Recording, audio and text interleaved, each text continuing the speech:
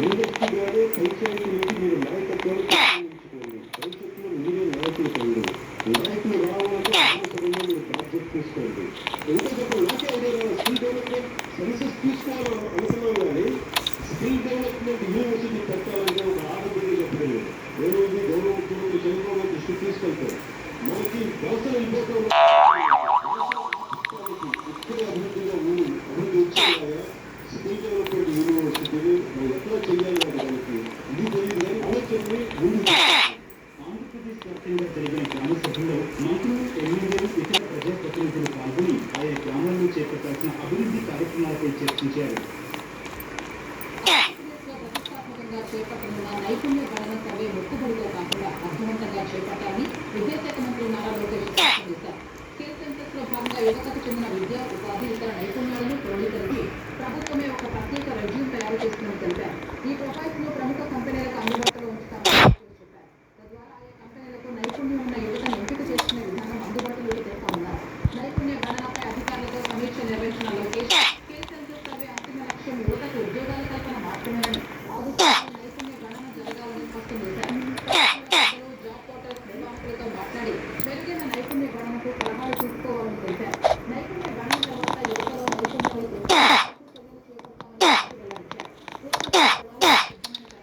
మంగళగిరిలో పైలట్ ప్రాజెక్టుగా skill senses survey చేపట్టాలని అధికారులను ఆదేశించారు. ఢిల్లీ పర్యటనలో ఉన్న ముఖ్యమంత్రి రేవంత్ రెడ్డి బృందం పలువురు కేంద్ర మంత్రులు కలిసి తెలంగాణకు చేయూతనివ్వాలని కోరుతోంది. ఈ మేరకు టెలికాం శాఖ మంత్రి జ్యోతిరాదిత్య సింధియాను ముఖ్యమంత్రి రేవంత్ రెడ్డి, ఉప ముఖ్యమంత్రి భట్టి విక్రమార్క కలిశారు. తెలంగాణలోని 93 లక్షల గృహాలకు ఫైబర్ కనెక్షన్ కల్పించాలని పెట్టుకున్నట్లు సింధియాకు రేవంత్ రెడ్డి తెలియజేశారు. టీ ఫైబర్ ద్వారా ఇంటర్నెట్ కనెక్టివిటీ కల్పించడం తమ ఉద్దేశమని వివరించారు. నెలకు ₹300 ఇంటర్నెట్, కేబుల్ టీవీ, ఈ ఎడ్యుకేషన్ సేవలు అందించాలని తమ ప్రభుత్వం యోచిస్తున్నట్లు 1779 కోట్ల పెట్టుబడితో ప్రతిపాదించిన టీ ఫైబర్ ప్రాజెక్టు అమలుకు ప్రభుత్వం 30 కోట్లు సమీకరించిందని ఆప్టికల్ ఫైబర్ నెట్వర్క్ మౌలిక సదుపాయాలను రాష్ట్ర ప్రభుత్వానికి సకాలంలో అందించాలని కేంద్ర మంత్రి సింధియాను సీఎం కోరారు. కేంద్ర క్రీడా శాఖ మంత్రి మన్సుఖ్ మాండవీయతో సీఎం రేవంత్, ఉప ముఖ్యమంత్రి భట్టి, జూపల్లి కృష్ణారావు భేటీ అయ్యారు. జాతీయ, అంతర్జాతీయ క్రీడల నిర్వహణకు మౌలిక వసతులు హైదరాబాద్ లో ఉన్నట్లు వివరించారు.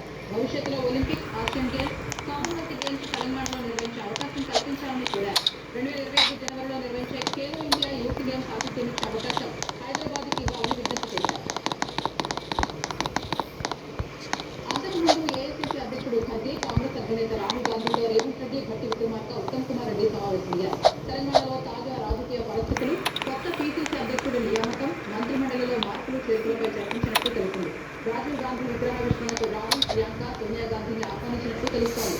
2 లక్షల రుణమాఫీ చేసినందుకు వరంగల్లో నిర్వహించతలపెట్టిన కృతజ్ఞత సభకు రాహుల్ గాంధీని ఆహ్వానించినట్లు తెలుస్తోంది. ముఖ్యమంత్రి రేవంత్ రెడ్డి ఢిల్లీ పర్యటనలపై బీఆర్ఎస్ కార్యనిర్వాహక అధ్యక్షుడు కేటీఆర్ ఘాటుగా స్పందించారు. సీఎం రేవంత్ రెడ్డి చలో ఢిల్లీ కాదని చలో పల్లె చేపట్టాలని ఎక్స్లో పేర్కొన్నారు. రుణమాఫీ కాక లక్షలాది రైతులు రగిలిపోతుంటే వారివైపు కన్నెత్తి కూడా చూడకుండా హస్తిన యాత్రల అని కేటీఆర్ ప్రశ్నించారు. 8 నెలల్లో ఏకంగా 20 సార్లు ఢిల్లీ చుట్టూ చక్కలు కొడతారని నిర్వహించారు. రిమోట్ కంట్రోల్ పాలనతో రైతుల్ని బలి చేస్తారని వ్యాఖ్యానించారు. ఎన్నికల్లో గాలి మాటలు చెప్పి గద్దెనెక్కగానే గాలి మోటార్లలో ఊరేగుతున్నారని ఆరోపించారు. సీఎం ఢిల్లీ యాత్రలతో తెలంగాణ ప్రజలకు ఒరిగిన ప్రయోజనం ఏంటని కేటీఆర్ ప్రశ్నించారు. అధిష్టానం మెప్పు కోసం పగలు రాత్రి తప్ప అన్నం పెట్టే రైతుల గురించి ఆలోచించే తీరు తెలంగాణలో డెంగీ మరణాలు, మరోవైపు పెరుగుతున్న నేరాలు, ఇంకోవైపు అన్నదాతల ఆందోళనలు అని పేర్కొన్నారు. రాష్ట్ర పాలనతో రాష్ట్రంలో అప్పుడుస్తున్న విపత్కర పరిస్థితుల్లో సీఎం ఢిల్లీలో కాదు తెలంగాణ గల్లీల్లో అని వ్యాఖ్యానించారు. తెలంగాణను గాలి కుదిలేసి అన్నదాతల్ని అడిగోసి పెట్టి హైకమాండ్ ఆఫీసుల కోసం ప్రతిక్షణం పాకులాడితే తెలంగాణ కుర్చీ లాగేయడం తగ్గుమని కేసీఆర్ పేర్కొన్నారు. రైతు రుణమాఫీపై కాంగ్రెస్ ప్రభుత్వం శ్వేతపత్రం విడుదల చేయాలని బీజేపీ తెలంగాణ శాసనసభాపక్ష నేత వేలేటి మహేశ్వర్ రెడ్డి డిమాండ్ చేశారు. రుణమాఫీపై కాంగ్రెస్ మోసం చేసినట్టు నిర్మల్ ఆర్డీఓ కార్యాలయం వద్ద ధర్నా నిర్వహించారు. రాష్ట్రంలో 60 లక్షల మంది రైతులు రుణమాఫీకి అర్హులుగా ఉంటే 20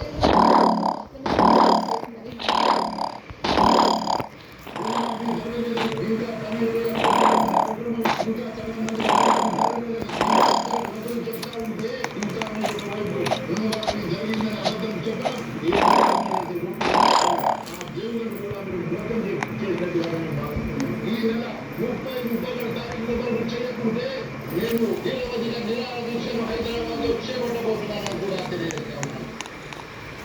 తెలంగాణలో 2 లక్షల రూపాయలలోపు నిర్ధారణ జరిగిన కుటుంబాలన్నింటికీ రుణమాఫీ చేస్తామని వ్యవసాయ శాఖ మంత్రి తుమ్మల నాగేశ్వరరావు చెప్పారు.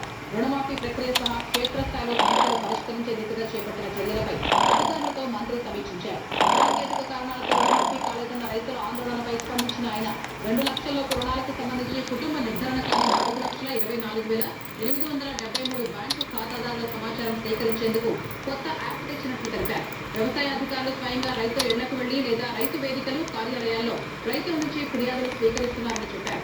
ఆధార్ వివరాలు తప్పుగా నమోదైన 1,24,545 ఖాతాల్లో ఇప్పటికే 41,322 ఖాతాలు సరిచేసినట్లు మంత్రి తుమ్మల పేర్కొన్నారు.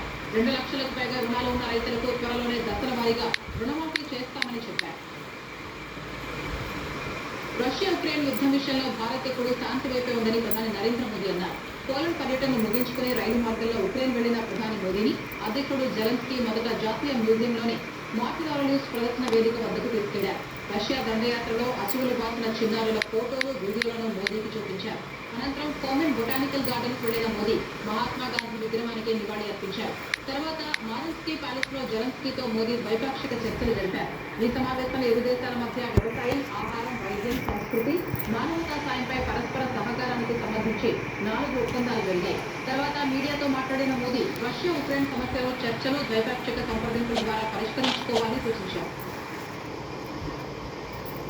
शांति के प्रयास में भारत सदैव कि संप्रभुता और क्षेत्रीय अखंडता का सम्मान हमारे लिए सर्वोपरि है।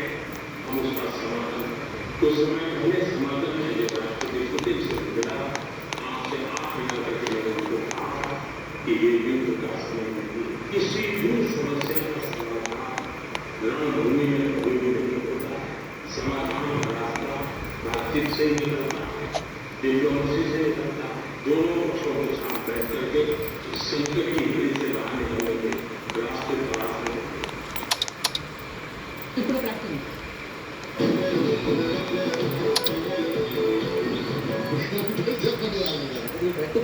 పెంచాం నాదైతే ముగ్గురుగా 15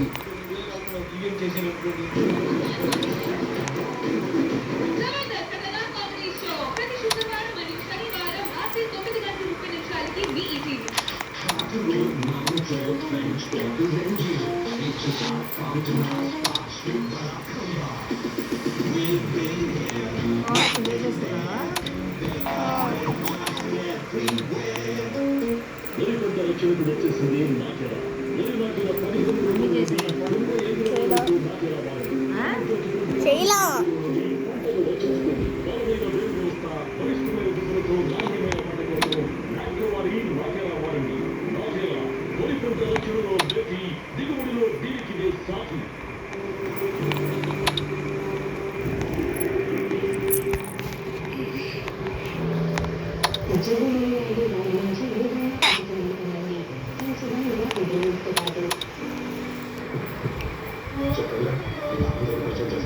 ఈ షాప్ చూస్తుంటే ఇక్కడ అన్ని చాలా కాస్ట్లీగా కనిపిస్తుంది.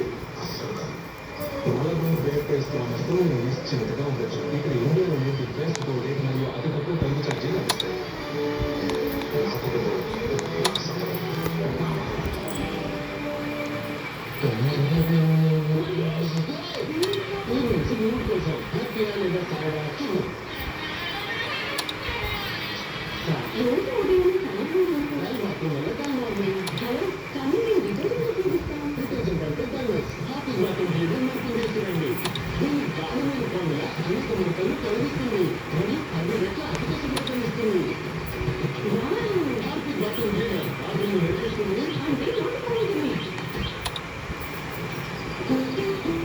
మ్యాగీ వేజాక తయారవుతుంది.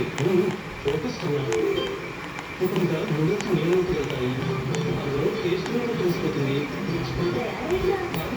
ఇప్పుడు ఇంకా ఫిష్ తెరవాలి, కూరగాయలు తీయాలి, కడగాలి.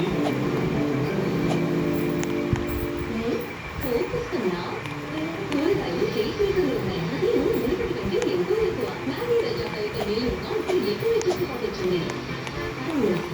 కేవలం ఆవులకు మాత్రమే ఇండియన్ మెడికల్ అసోసియేషన్ ద్వారా ప్రమాణితమైనది. ఇది డెంగ్యూ, మలేరియా, చికెన్ గున్యా, వర్తింపజేసి దోమను చంపిస్తుంది. అయితే మీరు ఛాన్స్ తీసుకుంటారా లేక వాళ్ళు చల్లటి పదార్థాలు ఐస్ క్రీమ్లా కానీ పాయసంలా కానీ ఎప్పుడైనా తిన్నప్పుడు నాకు నోట్లో జివ్వు అనేది. తర్వాత ఏమో వేడి పదార్థాలు కూడా అంటే వేడి టీ కూడా నేను తాగలేకపోయాను. సో నేను అప్పుడేమో డెంటల్ దగ్గరికి వెళ్తే ఆయన సెన్సడైన్ వాడుతున్నారు. ఇది పని చేస్తుంది. అవసరం సూర్యుడి కోసం ఎదురు చూడకపోవడం, మనకు అవసరం ఎంతో కలను కలడం, ఆ కలను వాస్తవంలో సాకారం చేసుకోవడం. ఎందుకంటే జీవితంలో ముందుకు వేయడం అన్నిటికంటే అవసరం. బయోస్టమ్ వారి బయోసైన్ ముందుకు వేయడం అవసరం.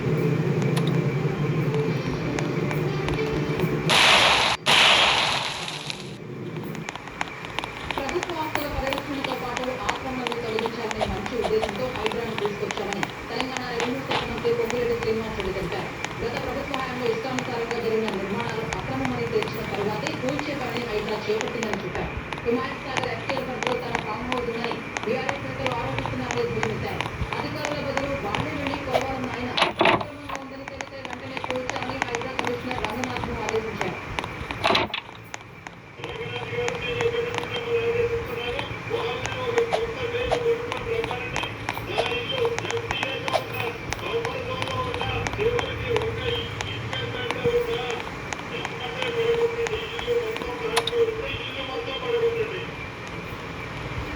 తెలంగాణలో బాంబుల సంస్కృతి మళ్లీ వచ్చిందని బీఆర్ఎస్ నేతలు ఆరోపించారు. రోజు రోజుకి రాష్ట్రంలో శాంతి భద్రతలు క్షీణిస్తున్నాయని ఆందోళన వ్యక్తం చేశారు.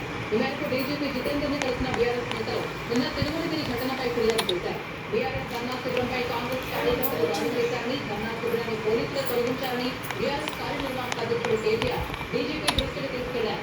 కొంతకాలంగా పోలీసులు అత్యుత్సాహం ప్రదర్శిస్తున్నారని, ప్రతిపక్ష నేతలపై అక్రమ కేసులు పెట్టి వేధిస్తున్నారని కేటీఆర్ ఆరోపించారు. సూర్యాపేట జిల్లా తుంగతుర్తి నియోజకవర్గం కేంద్రంలో ఆ నియోజకవర్గ రైతాంగం ప్రజాస్వామ్య పద్ధతుల్లో తమ కార్యక్రమం నిర్వహిస్తా ఉన్నారు. కాంగ్రెస్ గూండాలు తాగి మత్తులో అక్కడ స్థానిక పోలీసు యంత్రాంగంతో గుమ్మపై నిరసన శిబిరం మీద దాడి చేసి సుత్తిని బాంబులు వేసి హింసాయుత వాతావరణాన్ని కల్పించే ప్రయత్నం చేస్తారు. రాష్ట్రంలో శాంతి భద్రతలు అదుపు తప్పుతా ఉన్నాయి. ఇక ఇవన్నిటి కూడా బీజేపీ గారు దృష్టిలో పెట్టుకోవాలని, వీటి మీద స్పందించాలని కోరిన అధికారం ఎవరికి శాశ్వతం కాదు. భవిష్యత్తులో ఏ రకమైన ఓడి కొనసాగితే చర్యకు ప్రతి చర్య కూడా తప్పదనే మాట కూడా బీజేపీ గారు చెప్పారు. అప్పుడు మమ్మల్ని నిందించాలని మేడిగడ్డ ఆనకట్ట నిర్మాణంలో టేకింగ్ ఫైల్స్ కు వెళ్లాలని ఎన్ఐటీ వరంగల్ సిఫార్సు మేరకు అప్పటి కాళేశ్వరం సీఏ చెప్పారని central designs organisation SP Fazal తెలిపారు. కాళేశ్వరం కమిషన్ ముందు హాజరైన ఫజల్ జస్టిస్ పీసీ ఘోష్ ప్రశ్నించారు. గతంలో దాఖలు చేసిన అప్రవిట్ ఆధారంగా అడిగిన ప్రశ్నలకు ఫజల్ సమాధానాలు తెలిపారు.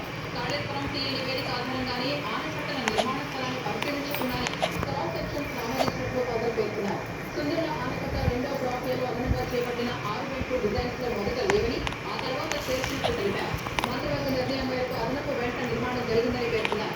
అటు జస్టిస్ పీసీ ఘోష్ కమిషన్ ముందు టీడీపీ ఉత్తరాంధ్ర ఈఎన్సీ నరేందర్ రెడ్డి రెండో రోజు కూడా హాజరయ్యారు. నిన్నటి విచారణకు కొనసాగింపుగా 2 లేఖలు ఆయన కమిషన్ కు అందించారు. అనకాపల్లి జిల్లా అచ్యుతాపురం ఫార్మాసిటీలో ప్రమాదం మరొకటి నుండి పరవాడ ఫార్మాసిటీలో ప్రమాదం జరిగింది. సినర్జిన్ యాక్టివ్ ఇంగ్రీడియంట్స్ కంపెనీలో గత అర్ధరాత్రి రసాయనాలు కలుపుతూ ఉండగా జరిగిన ప్రమాదంలో 4 గాయపడ్డారు. వారికి విశాఖలోని ఇండస్ ఆసుపత్రిలో చికిత్స అందిస్తున్నారు. చెత్తగాతున్న ఒకరి పరిస్థితి విషమంగా ఉందని వైద్యులు తెలిపారు. బాధితులు ఒకరిని విజయనగరానికి చెందిన కెమిస్ట్ సూర్యనారాయణ, మరో 3 జాతీయకు చెందిన వారిగా గుర్తించారు. ప్రమాదంపై ఆరా తీసిన ముఖ్యమంత్రి చంద్రబాబు చెత్తగాతులకు మెరుగైన వైద్యం అందేలా చూడాలని ఆదేశించారు. బాధితులను హోంమంత్రి అనితతో పాటు MP CM Ramesh, MLA Panchakalla Ramesh Babu ఆసుపత్రికి వెళ్లి పరామర్శించారు. విశాఖ అచ్యుతాపురం సెజ్లోని ఎసెన్షియా ఫార్మా కంపెనీలో ప్రమాదం జరిగినప్పుడు ప్రభుత్వ స్పందన సరిగా లేదని వైసీపీ అధ్యక్షుడు జగన్ విమర్శించారు. ఇంత పెద్ద ఘటన జరిగితే సత్వర స్పందన లేకపోవడం బాధాకరమన్నారు. అనకాపల్లిలోని ఉషా ప్రైమ్ ఆసుపత్రిలో చికిత్స పొందుతున్న బాధితుల్ని జగన్ పరామర్శించారు. గతంలో ఎస్జీ ఫార్మర్స్ లో ప్రమాదం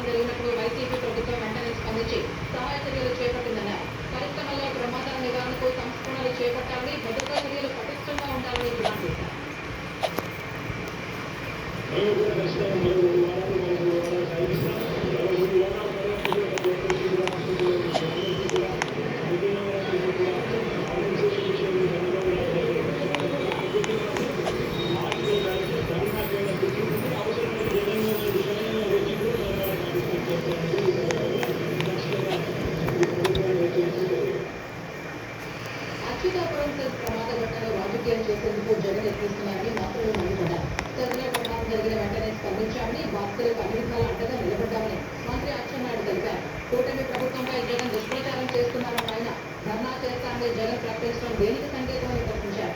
వైసీపీ హయాంలో పరిహారం కోసం రోడ్డెక్కి ధర్నా చేశారని అచ్చెన్నాయుడు గుర్తు చేశారు. జగన్ మాటలకు చేతలకు చాలా తేడా ఉంటుందని, అన్ని అబద్ధాలు అసత్య ప్రచారాలేనని హోంమంత్రి అనిత అన్నారు. వైసీపీ ప్రభుత్వంలో చాలా ప్రమాదాలు జరిగినా ఎప్పుడూ పరామర్శకు రాలేదని మంత్రి దుయ్యబట్టారు. పనుండి కొంతమంది చూడలేదు, చూడండి కొంతమంది వినలేదు. ఆ రెండింటికి సంబంధించిన బాధ్యత ఒక రోజు వెళ్ళలేదు. మొదటి ఒకసారి వెళ్ళి ఎవరైతే చనిపోయారో చనిపోయిన వాళ్ళ కుటుంబానికి ఎక్స్గ్రేషన్ అందిందో లేదో వెళ్ళి వాళ్ళ తారీఖు మనిషి ఉన్నారు కదా చెక్ చేసుకోమనండి. ఈ రోజు ఎవరైతే హాస్పిటలైజ్ అయ్యారో వాళ్ళందరికీ కూడా నేను సాయంత్రం చంద్రబాబు నాయుడు గారు అరౌండ్ 3 o'clock ఆ టైంకి అనౌన్స్ చేస్తాను. 2 hours గడువు ముందు తీసుకెళ్ళి ఆ చెక్స్ కూడా ఇద్దాం మనకి. ఏదో అవతల ప్రతిపక్షంలో ఉన్నాం కదా మేము మాట్లాడాలి కదా అనే ఉద్దేశంతో ఆయన మాట్లాడుతున్నారు. అనన్య ప్రాజెక్టు కొట్టుకుపోవడం వల్ల సర్వం కోల్పోయిన గ్రామస్తులే ప్రభుత్వం అన్ని విధాలా ఆదుకుంటుందని ఉప ముఖ్యమంత్రి పవన్ కళ్యాణ్ భరోసా ఇచ్చారు.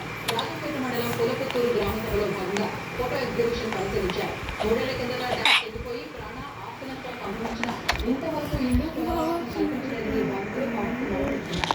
జిల్లా కలెక్టర్ ఆధ్వర్యంలో ఉన్నతాధికారుల కమిటీని మరోసారి గ్రామానికి పంపుతామని, గత ప్రభుత్వ తప్పుదాలు పరిగణిస్తామని పవన్ వారికి భరోసా ఇచ్చారు. పల్నాడు జిల్లా మాచర్ల మున్సిపాలిటీపై తెలుగుదేశం జెండా ఎగిరింది. టీడీపీలో చేరారు. కొత్త కౌన్సిల్ ఏర్పాటు పేరుగా వాణిజ్యం చైర్మన్ కేశవుడు రాజీనామా చేశారు. వైస్ చైర్మన్ గా నరసింహారావు కౌన్సిలర్లు చైర్మన్ గా ఎన్నుకున్నారు. మాచర్ల మున్సిపల్ చైర్మన్ గా కోవూరు నరసింహారావు ప్రమాణం చేశారు. ఇటీవలే ఎమ్మెల్యే దూరకంటి బ్రహ్మారెడ్డి ఆధ్వర్యంలో నరసింహారావు పక్ష పండుగ కట్టుకున్నారు. ఇప్పుడు ప్రశ్న సునీల్ తన స్నేహితుడు రామకృష్ణ తీసుకుని మామ ఈరోజు నా చెప్తే మందు పాకిస్తాన్ రా అని చెప్పి మా తాలో రా అని చెప్పి నేను తీసుకుని అక్కడ మళ్ళీ తుల్లిగా పంపించి మామ నేను ఓకే నేను ఓకే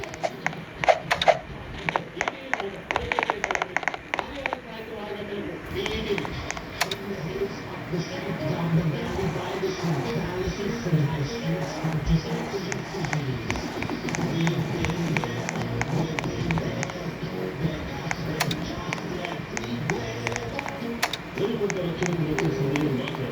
వెలునాటిన 15 రోజుల నుండి 30 రోజులలోపు మాచర వారు కన్నం తెచ్చుకుంటూ ఆగుతున్న నుండి పంటలు రక్షించుకుంది. బలమైన వేరు వ్యవస్థ, బలిష్టమైన నిధులతో నాణ్యమైన పంట కోసం రాష్ట్రవారి మాచర వారండి. మాచర వెలుపంట రక్షణలో వేసి దిగుబడిలో దీనికి సాటి. Beautiful design. అదే ప్రమాదం అనుకున్నది. ఇది ముందుగా బ్లూమింగ్ డైమండ్ జెమ్స్టోన్ ఫెస్టివల్ ఉంది. ఇప్పుడు మనసులో జన్మలక్ష్మి నాకు ఏ గొప్ప జ్యువెలరీ తెలియాలని లేదా All objects from the festival is celebration of precious and humble.